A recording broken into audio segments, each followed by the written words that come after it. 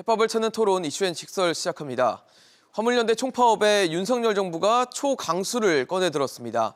사상 처음으로 시멘트 분야의 업무 개시 명령을 발동한 건데요. 안전운임제를 두고 정부와 화물연대 간의 견해차가 큰 상황에서 노정 갈등이 최악으로 치닫을 수 있다는 우려가 나오고 있습니다. 경제 위기감 속에서 산업계의 피해를 막아야겠죠. 하지만 이에 못지않게 화물차 운전 노동자들의 안전 문제, 또 도로의 안전도 굉장히 중요한 이슈입니다. 과연 정부가 화물연대 총파업 문제를 얼마나 슬기롭게 풀 수 있을지 지금부터 이야기 나눠보겠습니다.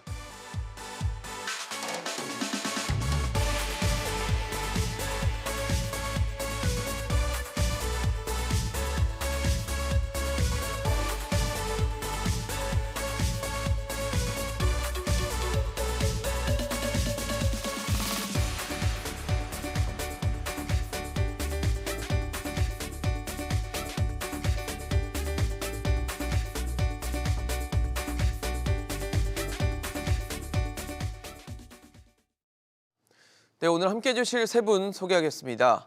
유재원 변호사 겸 노무사, 김수민 시사평론가, 국민의힘 도봉구갑 김재섭 당협위원장 나오셨습니다. 어서 오십시오. 네, 안녕하세요. 네, 화물연대 총파업이 굉장히 길어지고 있습니다. 정부는 초강수인 업무 재개시 명령까지도 발동을 했는데요.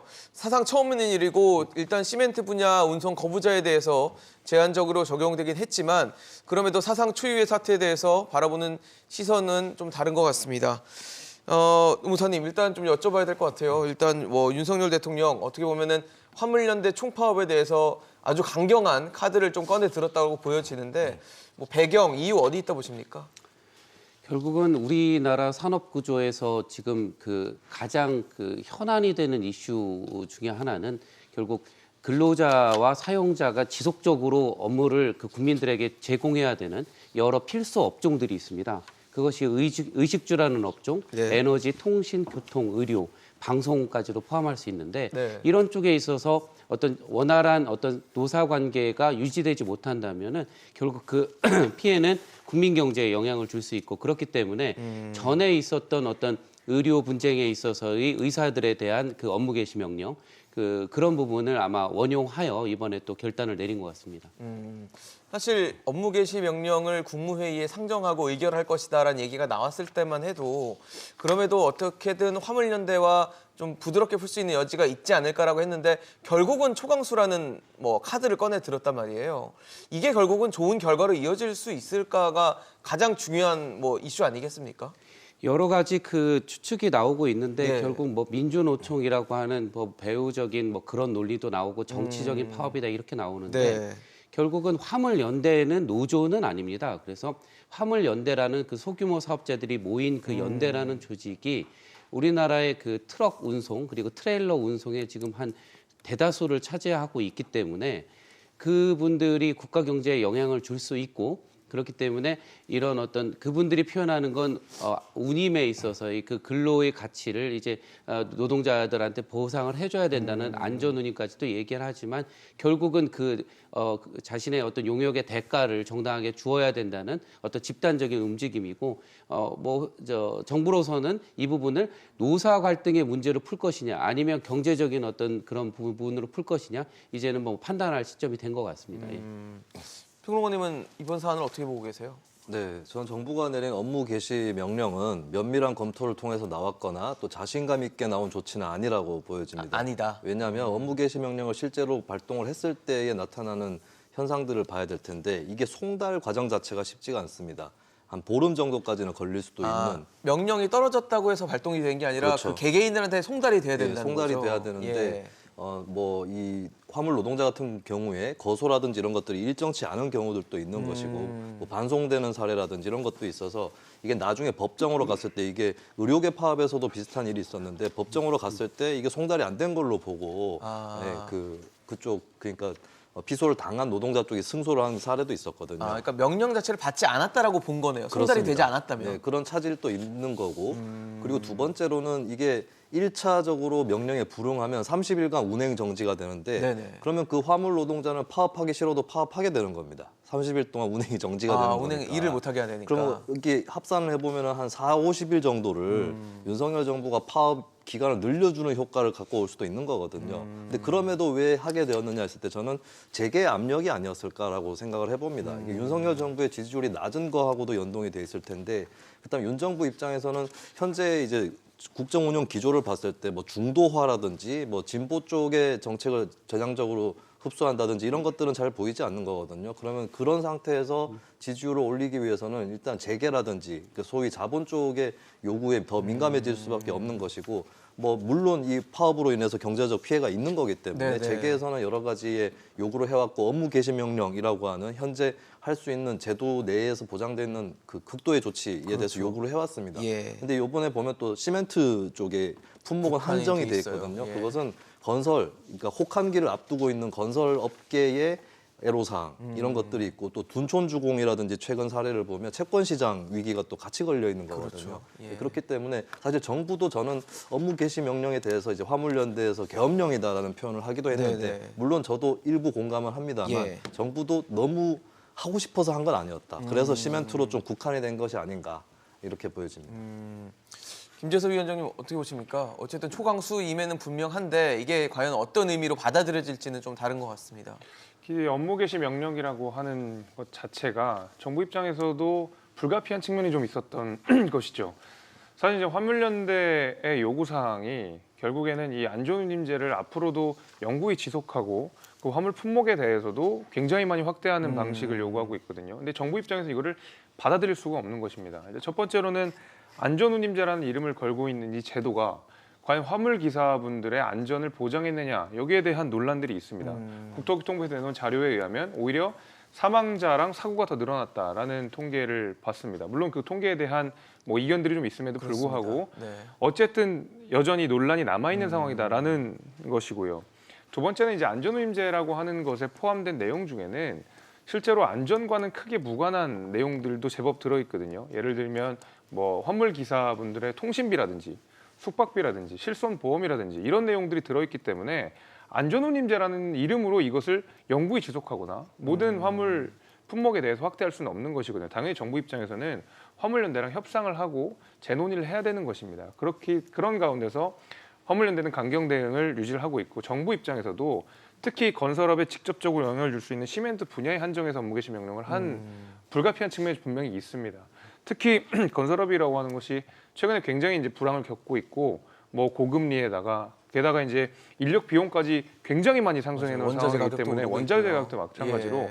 시멘트 공급까지 안 되면 비용이 정말 천문학적으로 많이 늘 수밖에 없는 상황이거든요. 이것은 뭐 어떤 특정한 이해관계에 따라 뭐 정부가 결정했다라기보다는 오히려 지금 건설업이라고 하는 특수한 상황 속에서, 그리고 그 우크라이나 전쟁이라는 특수한 국면 속에서 내려지는 불가피한 측면이 좀 있고, 네.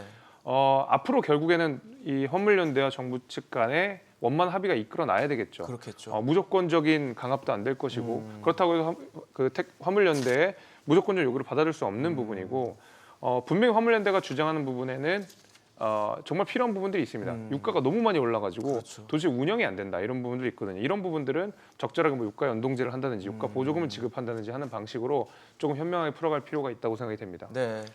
분명히 대화의 필요성은 있는데 현재로서는 대화가 얼마나 잘 될지에 대해서는 좀 의문이 되는 상황이고, 어쨌든 윤석열 대통령이 직접 국무회의를 통해서 업무 개시 명령을 발동한 상황에 대해서 여야의 반응은 엇갈리고 있습니다.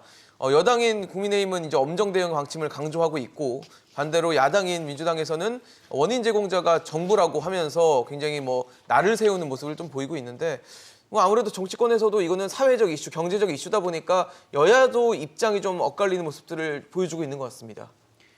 뭐 노동이라는 관점에서 보면은 어떤 인간의 어떤 노력 그리고 어떤 용역의 제공에 대한 대가를 지급하는 것이고요. 결국은 넓게 본다면은 자영업자도 뭐 근로나 노동을 하고 있다고 볼 수는 있습니다. 우리 헌법에는 결국 노동이라는 말을 쓰지 않고 근로라는 말을 쓰고 있는데, 네.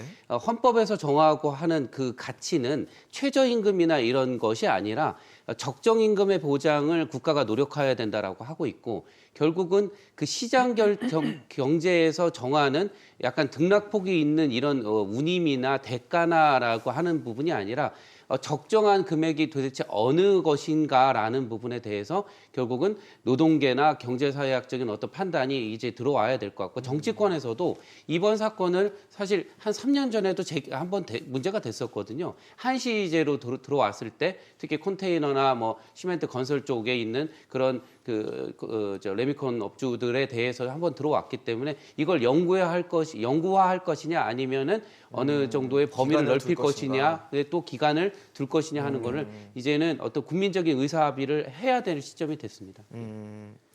어떻게 보세요? 뭐 예상은 했지만 여야가 굉장히 입장이 좀 달라요. 네. 뭐 입장이 엇갈리는 거는 뭐 현 시국에선 당연한 것 같은데 네네. 좀 구조적인 것까지 같이 좀 살펴볼 필요는 있을 것 같습니다. 네. 일단 이제 야당에서 정부가 원인 제공자다라고 주장하고 있는데 네. 이제 야당도 알아야 될 것은 정부에는 국회가 들어갑니다. 그냥 집행부나 행정부가 들어가는 것이 아니고 그리고 국회 의회 다수파가 민주당이기 때문에 민주당이 진정으로 노동자를 위한다면 미리 입법이라든지 준비들을 했었어야 되는 사안이다. 그러니까 본인들의 부족함이나 이런 것들에 대한 솔직한 토로가 먼저 필요한 것 같고요. 그리고 이제 정부의 책임에 대해서 말씀을 드리면 일단 지난 여름에 화물연대 파업이 한번 있었습니다. 네. 그리고 일단 타결이 됐었는데 그때 최소한 논의를 했던 것은 합의를 했던 것은 이 안전 운임제에 대해서 어쨌든 확대를 한다거나 지속하는 방향으로 일단 가닥을 잡고 거기에 대해서 논의를 한다는 내용이었거든요. 적극이라는 표현을 쓰면서. 예, 근데 네, 노정 간의 당시에 대화를 합의를 봤을 했죠. 때 뭐 국토부에서는 열 몇 차례 만났다고 얘기를 하지만 안전 운임제를 주제로 해서 만난 것은 2차례였다고 또 화물연대에서는 얘기를 하고 있습니다. 그러니까 이건 논의 자체가 굉장히 부실했다라고 하는 것이고 이 부분은 저는 정부가 약속을 이행하지 않은 측면이 강하다는 것은 분명히 해둬야 될 것 지금 같습니다. 안전운임제가 올해가 일몰제로 이제 마감이 되는 시한이기 네. 때문에 아마 화물연대 쪽에서 2번밖에 안 했다라고 보는 거네요. 예, 그리고 이제 정부뿐만 아니라 국회 민생경제특위라든지 네네. 이쪽에서도 논의를 해야 되는 건데 잘 안 됐거든요. 이런 것들은 책임은 저는 노동자 이전에 정치권이 져야 될 책임이다. 특히 현 정부, 집행 권력을 갖고 있는 현 정부, 네네. 그러니까 뭐 굳이 따지자면 6 그리고 이제 4 정도는 국회 다수파인 민주당 이 정도의 책임이다라고 진단을 할 수 있겠고 저는 이번 협상의 실마리도 거기서 풀 수 있다고 봐요. 그러니까 뭐 품목 확대 네네. 그리고 시한의 연장이라든지 일몰제 폐지 이런 것들은 합의가 안 되더라도 네네. 좀 노동자들 입장에서 믿고 그래도 파업을 접을 수 있는 그 뭔가 카드가. 기회의 장이 필요하다라고 하는 겁니다. 이를테면 비슷한 사례로 2013년에 철도노조 파업이 마무리가 될 때 그때 김무성 새누리당 의원이 철도노조 지도부하고 합의를 했던 게 네네. 국회 철도 소위를 설치하겠다였거든요. 물론 잘 안 됐습니다. 그 네네. 이후엔 잘 안 됐지만 근데 그것보다 좀 더 명실상부한 논의의 장을 만들 수 있다면 그나마 이제 화물연대 쪽에서도 파업을 접을 수 있는 명분이 생길 수 있다. 정부가 그 정도의 협상 카드는 내놔야 된다라고 저는 봅니다.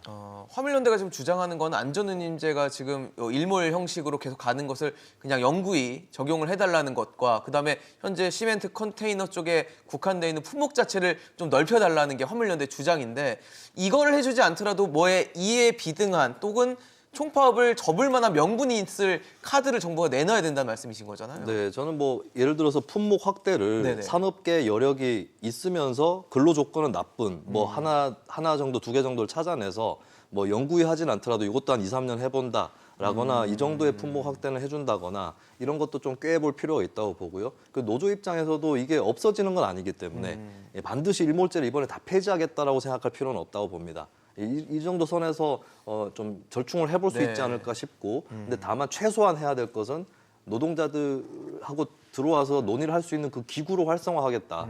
예, 여기에 대해서는 분명하게 확답을 하고 민주당도 국회 다수파로서 보증을 선다면 국회에서 그 장을 또 마련해도 되는 거니까요. 예, 그런 식으로 이건 최소한 그 정도에서는 좀 타결을 봐야 봐야 되지 될것 않는가 같다. 그렇게 생각을 합니다. 위원장님은 어떻게 보세요? 일단 야당은 뭐 정부 탓을 일단 하고 있어요. 정부 책임. 그러게요. 국회는 책임이 없는가? 저는 뭐 그 생각이 평론가님 듭니다. 말씀 주신 뭐 것처럼. 말씀 주신 대로 당연히 국회의 책임도 있는 것이고요.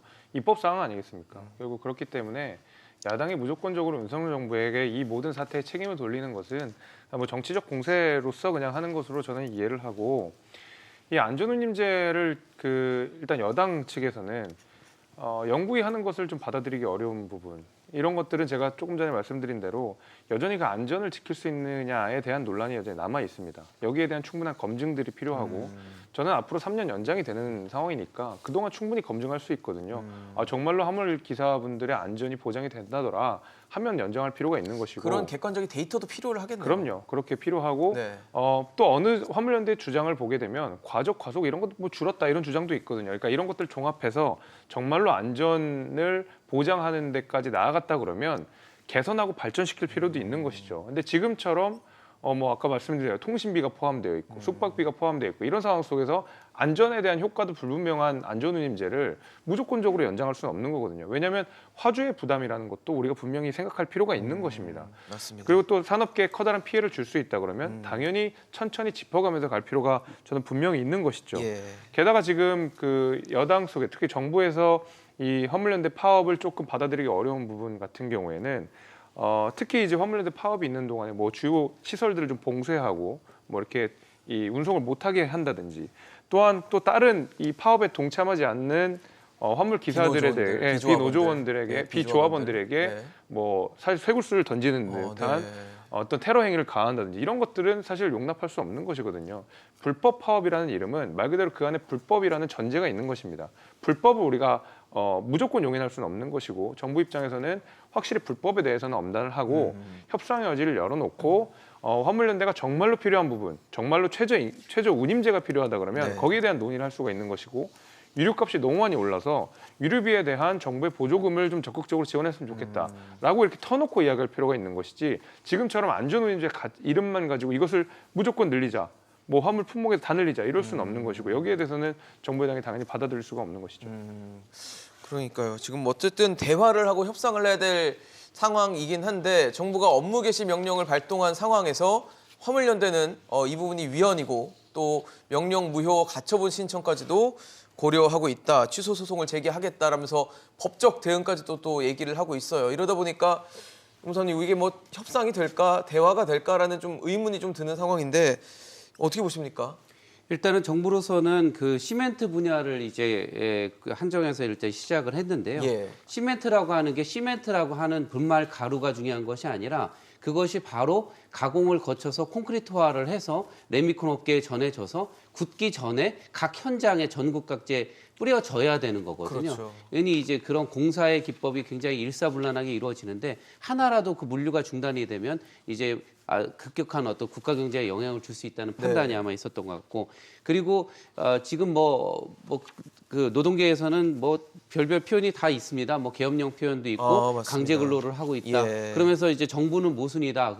왜냐하면 우리는 사업주라고 하는데 사업주에 대해서 강제적으로 이렇게 명령할 수 있는 거는 또 불법이나 위헌이나 직업 선택의 자유, 직업 수행의 자유를 제한하는 거 아니냐. 당연히 그러니까 법률적인 논쟁이 있을 것 같고요. 네. 다만 미국의 입법례를 보면은 예전에 와그너법 시대의 부분이 상당히 개선되면서 그 테프트 하틀리법이라고 하는 것에서는 결국은 근로자한테도 근로 명령을 내릴 수 있는 것이 있었고 예전에 뭐 강경한 뭐 대통령으로 불려졌던 부시 대통령도 미 서부의 그 항만 컨테이너 사건에서 근로 개시 명령을 내린 적도 있거든요. 그래서 우리나라의 이런 제도가 사실은 아예 입법적으로 생소하거나 하진 않고 불가능한 건 아니고 네, 다른 네, 미국에서는 그렇습니다. 있었다는 말씀이시죠? 예, 그렇습니다. 케이스가. 그렇기 때문에 어차피 이거 노사 갈등의 관계로 풀어야 되지 법 논리로 가게 되면 상당한 시간이 걸리고 네. 또 논쟁이나 갈등의 골막 깊어진다. 예전에 쌍용차 사건에서도 예. 그랬듯이 그런 생각을 하고 있습니다. 변호사님, 근데 지금 어쨌든 업무 개시 명령을 발동을 했고 정부가 뭐 시멘트 분야에 국한돼 있긴 하지만 여기에 대해서 명령 무효 가처분 신청을 하겠다, 그다음에 취소 소송을 하겠다라는 게 화물연대 입장인데 가능은 한 겁니까? 이게? 네, 가능할 것 같습니다. 그래요? 일단은 대부분의 그 근로자 운송 종사자분들은 예. 아마 송달을 받지 않을 가능성이 있고요. 일부가 송달을 받았다고 한다면 네네. 그걸 가지고 이제 어떤 행정적인 어떤 이의 절차이죠. 그런 절차들을 이제 예. 밟을 것으로 예상을 합니다. 특히나 요즘에는 행정 본안 소송이나 행정 심판이 아니라 바로 가처분을 통해서 어떤 명령이나 이런 것들의 효력을 정지시키는 그런 것들이 아마 아주 넉넉히 예상됩니다. 송달을 받지 않으면 이 명령은 효력이 없죠. 예, 아마 뭐 판단의 전례가 있어서 예, 뭐 예. 판례상 그런 식으로 되어 있고 또 행정처분이라고 하는 것이 도달주의에 따라서 당사자가 송달을 받아서 그것에 대한 어떤 이의 절차나 이런 것들을 가진 후에 이제 뭐 효력을 받는 것으로 알고 있습니다.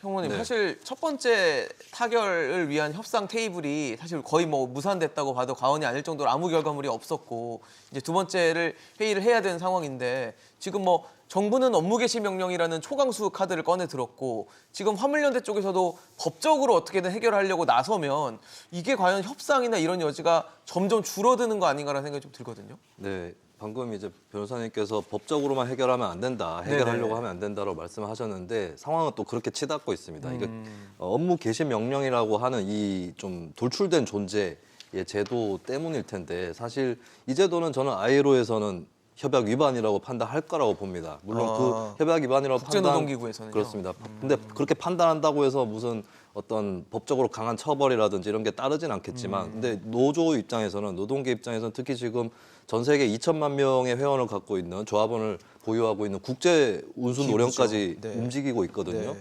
ILO 핵심 협약에 보면 이제 강제 노동에 대한 금지가 들어가 있고 이게 예외 사항이 몇 개가 있지만은 그건 재난이라든지 네네. 뭐 전쟁 이런 상황에서 예외인 것이고 그러니까 또 강제 근로를 시킬 수 없다라고 돼 있는 그렇습니다. 거예요. 근데 안 그래도 자영업자로 돼 있는 사람들한테 노동자도 아니고 자영업자로 돼 있는 사람한테 강제 노동을 시킬 수 있느냐, 업무를 하라가 말라 할 수 있느냐라고 하는 게 설득력을 얻을 수밖에 없는 부분이 있는 거고 또 ILO에서는 자영 노동자에 대해서도 노동자성을 인정하라라고 했고 한국 정부에 대해서도 화물 노동자를 포함해서 이쪽에 대해서 노동자성을 인정하라고 보고서를 3차례를 냈습니다. 네네. ILO 입장에서는 이건 저는 이제 부정적으로 의견 피력할 가능성이 높다고 보고. 근데 우리가 ILO 비준국이 아니죠 지금은. 근데 협약 중에 비준된 게 있고 안 네. 된 게 아, 있거든요. 된 것도 있고 안 근데 된 것도 있고. 강제노동 관련해서 된 부분에도 해당이 됩니다.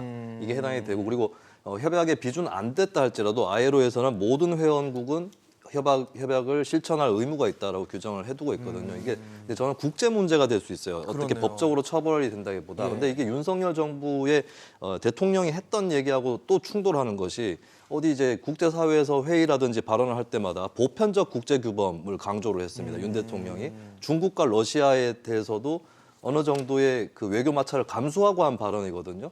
근데 제가 봤을 때는 이 업무 개시 명령 같은 걸 하면 중국이나 러시아에 생각 있는 사람은 야 저기 우리랑 비슷하네 이렇게 생각할 수도 있지 않을까. 모순이 될 네, 수 그게 있다라고 모순이다라고 보시는군요. 하는 겁니다. 네. 그러면 글로벌 스탠다드라고 했을 때 자본을 위한 그리고 규제 완화를 위한 글로벌 스탠다드만 얘기할 것이 아니라 네. 이 노동의 기본권에 대한 ILO가 규정하고 있는 건 기본권 수준이라고 봐야 되는 거거든요. 근데 그것을 업무 개시 명령을 통해서 어기는 것이 맞느냐 이 논쟁으로 계속 치달을 수밖에 없다. 예, 그렇기 때문에 업무 개시 명령에 대해서 이제 뭐 시멘트 품목에 대해서 한정해서 하긴 했는데 이 그 하나의 자락을 보여준 수준으로 끝내야 된다.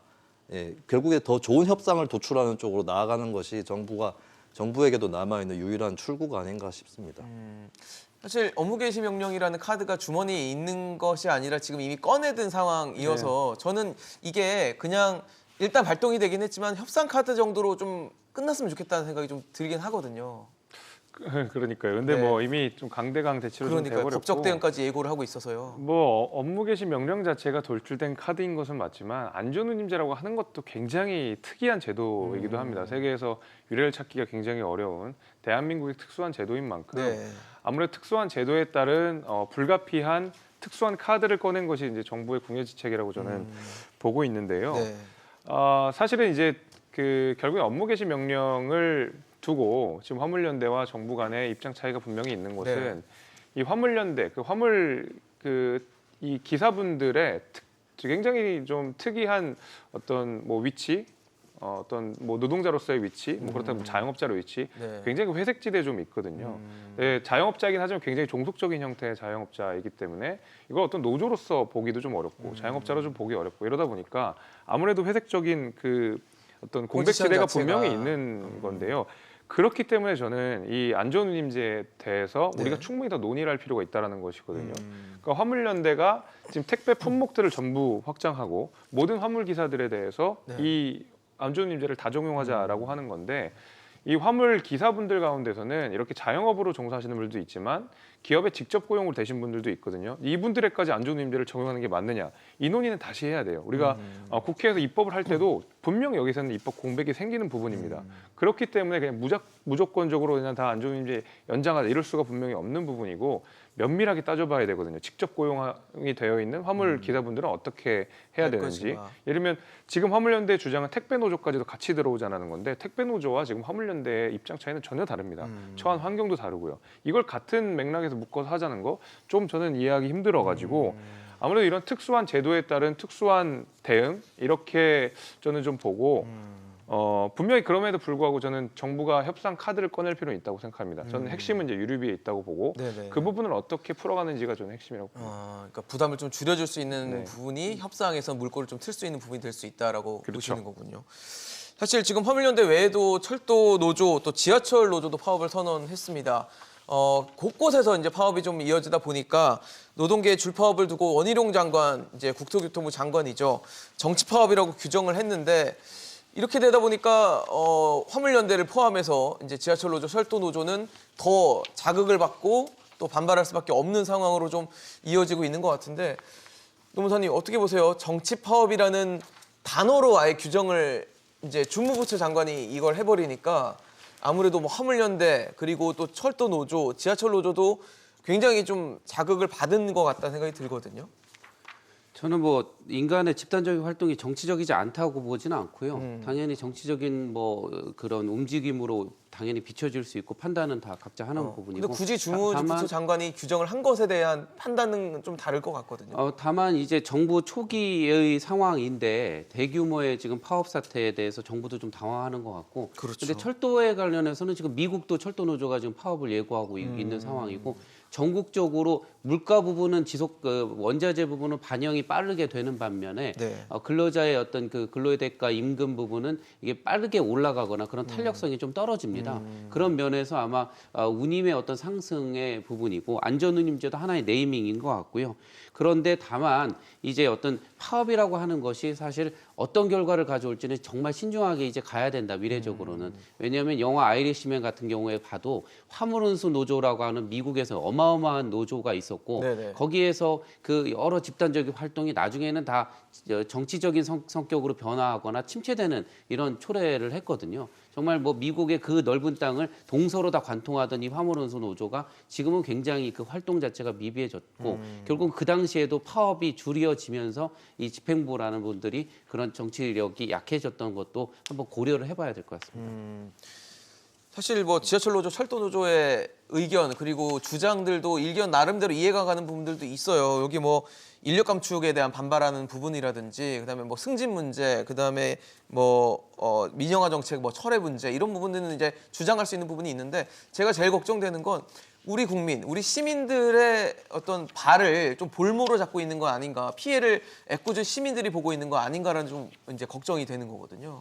근데 원래 파업이라는 것은 노동자들이 일하지 않았을 때에 어느 정도의 사회에 손실이 끼쳐질 수 있는가, 이것이 곧 노동자들의 영향력이라고 볼 수 있습니다. 네. 물론 시민 지지도 상당히 중요하죠. 그렇죠. 그것까지 합쳐져 가지고 노조의 영향력이 결정되는 거기 때문에 그래서 노조 입장에서도 파업이라든지 특히 이제 운송이나 네. 또 교통에 관련된 노동자들은 스스로들 또 고심이 깊습니다. 그러다 보니까 사실 우리나라는 근로 조건에 관련된 걸로 파업의 소재가 굉장히 한정되어 있어서 불법 파업이 심심한 불법 파업이 돼버려요. 다른 나라에서는 합법인 네네. 것도 그런 상황에서도 정치적 요구 그리고 이제 전 사회적인 뭐 민영화와 관련된 거라든지 이런 것들을 요구할 수밖에 없는 것이 또 시민들과 함께한다는 의미이기도 합니다. 근데 이런 파업을 두고 정치 파업이다라고 정부와 여권이 네. 규정한다는 것은 이거야말로 정치 파괴다.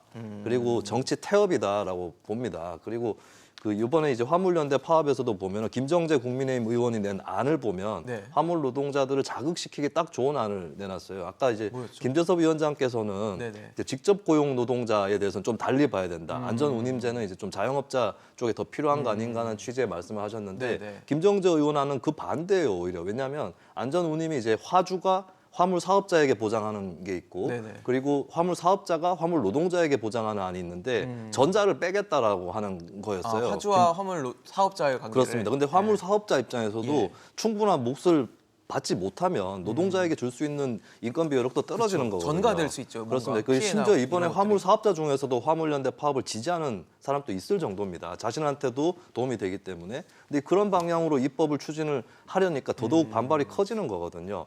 그리고 예를 들면 화물연대에서 특히 뭐 시멘트라든지 이런 그 컨테이너 네. 이쪽의 노동자들을 보면은 컨테이너 같은 경우는 한 달에 277시간을 일하고 373만 원을 버는 것으로 한국교통연구원 집계 자료입니다. 이게 귀족 노동자인가? 그리고 단순 계산으로 봐도 네. 10,000원 조금 넘게 이제 뭐 그렇습니다. 시급 굉장히 단위로 오래 봤을 일하고 때는. 그렇게 네. 많이 받지는 않아요. 그렇네요. 뭐 정부에서는 월 277시간? 500이 어떻게 뭐 저소득 노동자냐라고 얘기를 하는데 그것도 통계도 안 맞거니와 이런 정도의 수익과 노동 시간을 갖고 있는 분들이 무슨 여유가 있어서 정치 파업을 하겠습니까? 그러니까 파업을 정치화시키는 거는 정치권의 대응인 거거든요. 그러니까 정치권에서 그동안 윤석열 정부의 노동 정책을 보면 노동 시간을 늘릴 수 있는 제도는 보장을 한다고 하면서 그 거꾸로의 것은 없고 뭐 임금이라든지 고용 형태라든지 이런 쪽에서 노조의 어떤 요구에 대해서 일면적으로나마 네네. 반영이 된다거나 이런 것들은 없었거든요. 그리고 경제사회노동위원장으로는 극우 성향의 김문수 위원장이 임명이 됐어요. 그러면 사실 정부 입장에서도 노동계에 전쟁을 선포했다라고 봐야 되는 거거든요. 이런 상황에서 그럼 파업을 정쟁화, 정치화시키는 것은 누구인가? 이걸 거꾸로 정부에게 좀 묻고 싶습니다. 위원장님, 뭐 국민의힘 내부에서도 아마도 뭐 의원분들 간에도 의견이 좀 다른 것 같고 지금 발의하는 뭐 법안 네. 내용도 좀 다른 것 같아요. 어떻게 네네. 보십니까? 저도 이게 정부의 입장이랑 조금 아까 제가 차이가 있었던 걸 말씀드리면 네네. 업무 개시 명령이 불가피하지만 화물연대가 주장하는 바에서 정말로 화물연대에게 필요한 부분, 특히 이제 유류비 부분에서 정부가 조금 카드를 내밀 필요가 있다.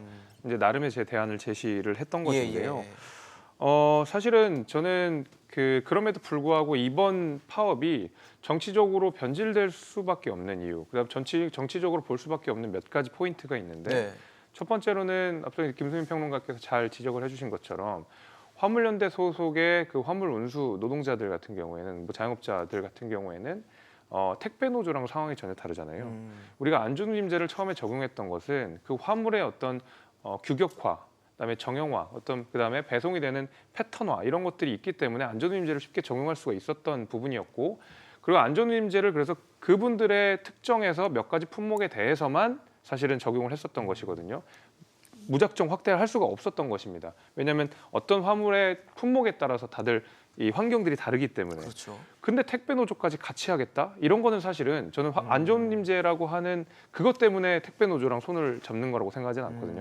당연히 어떤 키우기 세력 위한. 이런 것들이 아마 저는 분명히 포함되어 있을 거라고 생각해서 다분히 이거는 안전운임제랑 무관한 어떤 수 늘리기의 측면도 저는 있다라고 보여지고요. 한 가지 또 화물연대는 민노총 소속 아니겠습니까? 근데 최근에 이제 민노총이 여러 가지 어떤 정치적인 논란들이 늘 있는 상황이고, 최근에 이제 민노총의 파업에 내걸었던 슬로건들을 보게 되면 사실은 어떤 노동자의 삶과는 전혀 무관한 윤석열 퇴진 내지는 한미 동맹 해체 이런 내용들이 슬로건으로 걸어지거든요. 그러다 보면 자연스럽게 과연 이런 파업이 정말로 화물 노동자들, 화물 기사분들의 안전 운임제만을 위한 파업인가라는 의심을 들 수밖에 없는 것이죠. 그래서 그렇게 정치적으로 변질되는 것은 막아야 된다라는 것이 정부 여당의 입장은 공통적으로 있는 것 같습니다. 네. 사실 뭐 저희가 계속 지금 누누이 얘기하는 것처럼 노정 갈등이 굉장히 극심하게 이어지고 있는 상황인데, 정치권에서는 노동계의 또 다른 이슈로 꼽히고 있는 이슈가 또 떠오르고 있습니다. 노란봉투법인데요. 여야가 이 부분에 대해서 대치를 하고 있는 상황인데, 이 노란봉투법 아무래도 이제 불법 파업에 대해서는 손해배상 청구를 제한하는 그런 내용을 담은 법안인데, 여야가 또 이 부분에 대해서 입장이 좀 다릅니다. 노무사님 어떻게 보십니까? 뭐 노란봉투법은 이제 다수당인 야당이 이제 적극적으로 발의하고 있고 또 예. 추진할 것으로 보입니다. 그렇지만 노란봉투법의 어떤 비교적인 입법례가 뭐 명확하진 않고 다만 우리나라의 판례로서도 네. 만약에 손해배상 청구나 어떤 형사적인 어떤 그런 압박이나 고소나 이런 것들이 있을 때 굉장히 그 판단을 좀 엄격하게 해왔습니다.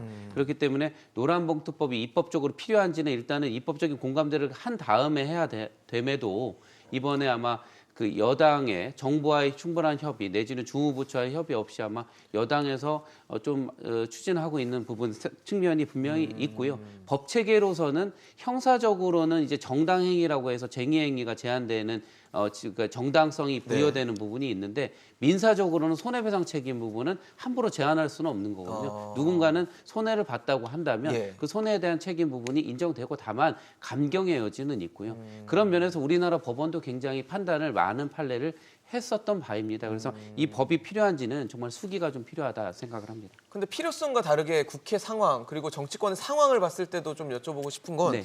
이게 지금 법안 자체를 민주당과 정의당 의원들이 공동 발의하고 뭐 이런 상황인데 민주당은 사실 거대 야당이고 의석수가 많잖아요.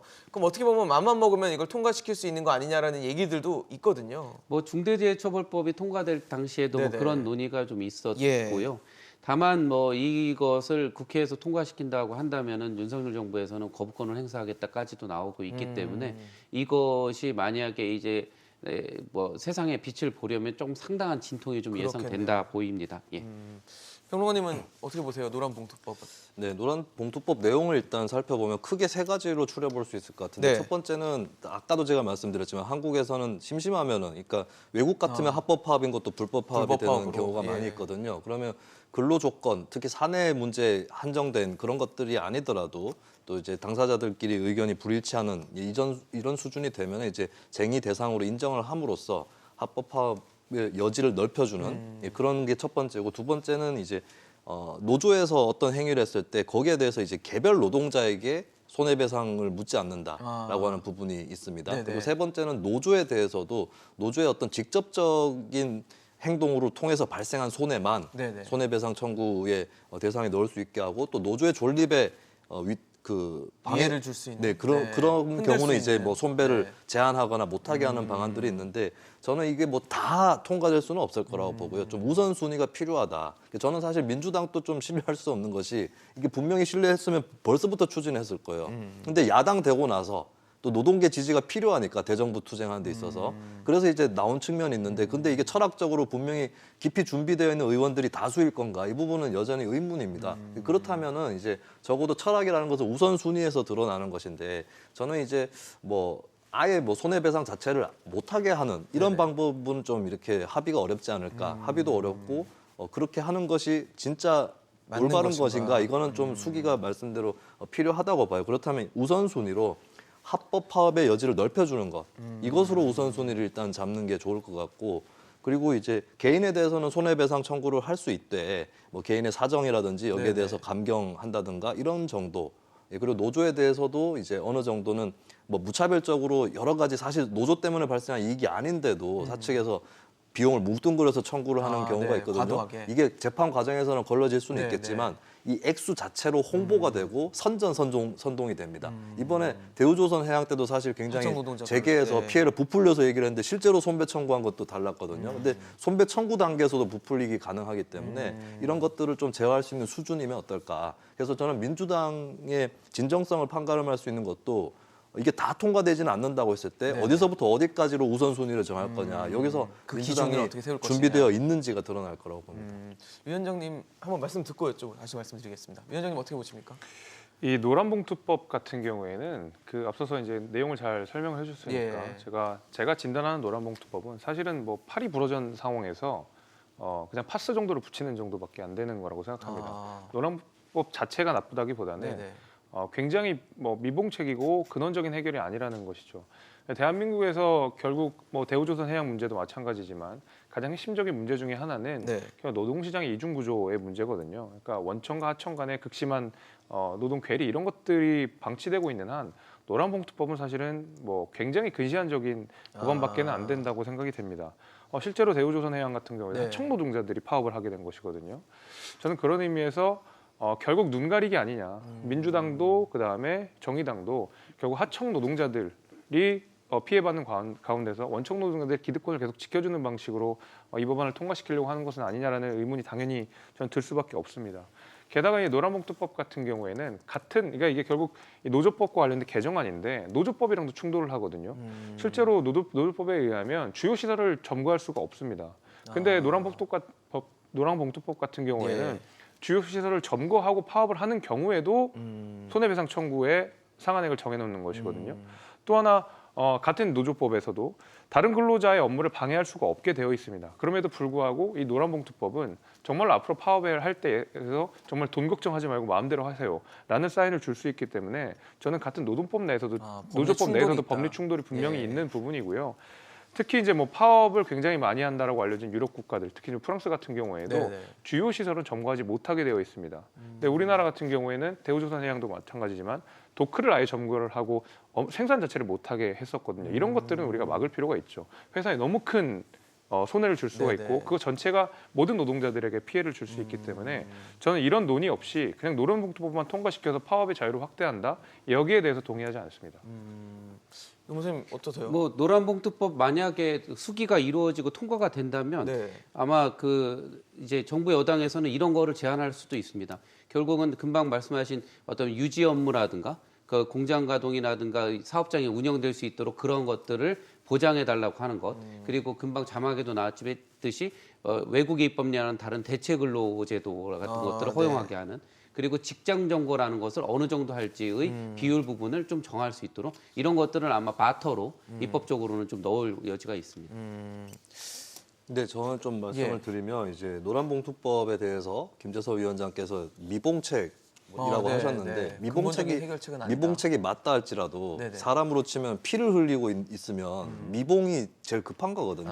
일단 근데 붕대라도 감아야 된다. 지금 사실 노란봉투법하고 비슷한 법이 유럽이나 이런 데 많지는 않은 걸로 알고 있어요. 근데 대신에 유럽에서도 이렇게 천문학적인 손해배상 청구를 하진 않고. 제기해서 하지는 않습니다. 근데 한국은 이걸 노조 파괴의 수단으로 삼고 있는 게 현실이기 때문에 여기에 대한 대응은 필요한 것이고, 근데 저는 아까도 말씀드렸지만 조금 더 궁극적으로 해결하려면 합법 파업의 범위 자체를 좀 넓혀줘야 된다.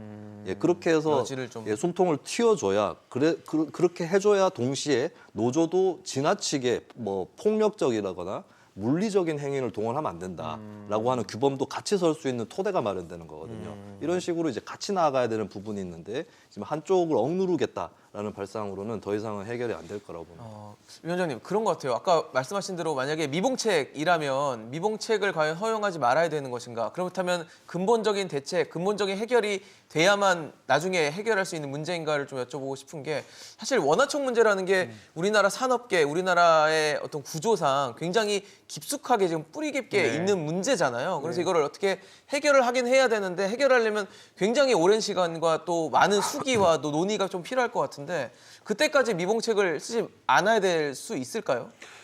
과연 그러면 근원적인 문제를 해결하기 위해 최소한의 노력이라도 하고 있느냐? 저는 그렇게 보진 않거든요. 예를 들면 정말 근원적인 해결책을 고민하면서 같이 미봉책을 공유한다 그러면 거기에 대해서는 납득할 수 있는 부분이 있겠지만 그 노동시장의 이중구조를 완전히 방치한 상태에서 심지어 이번 대우조선해양 같은 경우에도 원청 노동자들은 계속 뭐 피해를 본 사항들이 거의 없었거든요. 결국 하청의 어떤 숨통을 조이는 방식으로 결국 이 사업들을 영업을 해나간 상황이 있는데 예. 과연 이 원청의 기득권을 민주당 내지는 정의당 의원들 가운데서 누구나 하나 지적했느냐? 저는 제가 찾아보지 않았습니다. 여기에 대한 문제를 지적하지 않은 상황에서 결국 노란봉투법 얘기만 하고 있으니까 제가 납득하기가 대단히 어려운 것이고요. 계속 이제 노동 문제는 사실 유럽이랑 많이 연결을 해서 이해를 하게 되는데 천문학적인 손해배상 청구를 하지 않는 이유는 말씀드린 대로 주요 시설에 대해서는 점거하지 못하게 되어 있기 때문에 그만한 피해액이 나오지 않습니다. 일단은 대한민국만큼. 그래서 주요 시설 점거한다 안 한다의 차이가 굉장히 큰 것이고 네. 실제로 우리가 대한민국 같은 경우에 노조 가입률이 유럽에 비해 현저히 떨어지는 게 사실이거든요. 한 20%에서 30% 사이고 유럽 같은 경우에 대개 이제 50%가 넘는 경우로 노조가 노동자를 대표할 수 있다라는 어느 정도 명제가 합리성을 갖는에도 불구하고 우리나라 같은 경우에는 노조가 모든 노동자들의 입장을 대표하느냐 이렇게 보이지도 않거든요. 게다가 실제로 주요 시설을 점거하는 가운데서 다른 노동자들의 노동권 역시도 우리가 해칠 수 있다 그러면 당연히 이 노란봉투법에 대한 재고가 필요하다라는 것이죠. 알겠습니다. 일단 윤석열 정부가 업무 개시 명령을 발동한 상황에서 화물연대는 또 법적 대응까지도 예고를 하고 있는 상황입니다. 점점 더 극단으로 치닫고 있는 건 아닌지 굉장히 우려되는 상황인데 하루라도 좀 슬기롭게 대화를 하고 또 면담을 통해서 좀 해결할 수 있는 방법을 또 물꼬를 틀 수 있기를 저희는 기다리고 또 지켜보도록 하겠습니다. 오늘 유재원 변호사, 김수민 평론가, 또 김재섭 위원장과 함께했습니다. 이슈앤직설 오늘 준비한 소식은 여기까지입니다. 지금까지 함께해 주신 여러분 고맙습니다.